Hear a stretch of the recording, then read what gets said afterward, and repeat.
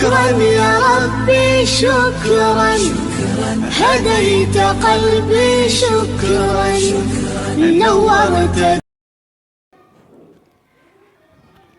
السلام عليكم ورحمة الله وبركاته. وعليكم السلام ورحمة الله وبركاته. كيف حالك يا عزيزتي؟ الحمد لله بخير، وكيف أنت يا أختي؟ الحمد لله أنا بخير. إلى أين تذهبين؟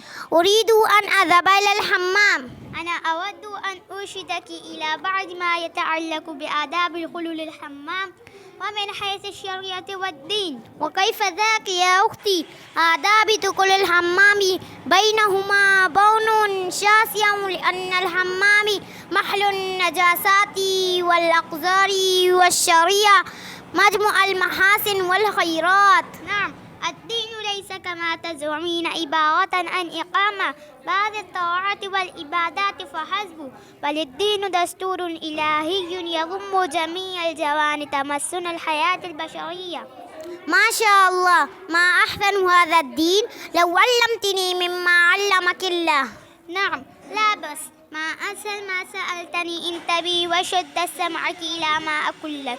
إذا أردت أن تدخل الحمام فتدخل بالرجل اليسرى فتقولي اللهم إني أعوذ بك من الخبث والخبائث، وتغلق الباب الحمام كي لا يرائك أحد، ثم تقضي حاجتك ولا تتكلمي شيء غير سماها هاتفي.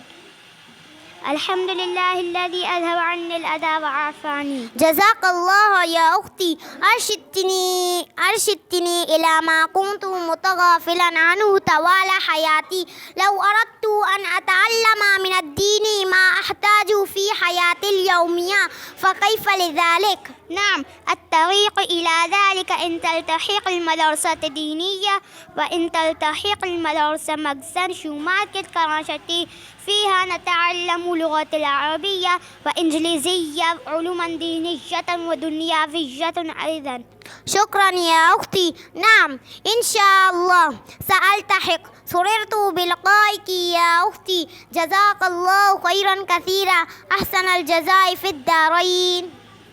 شكرا يا ربي شكرا، هديت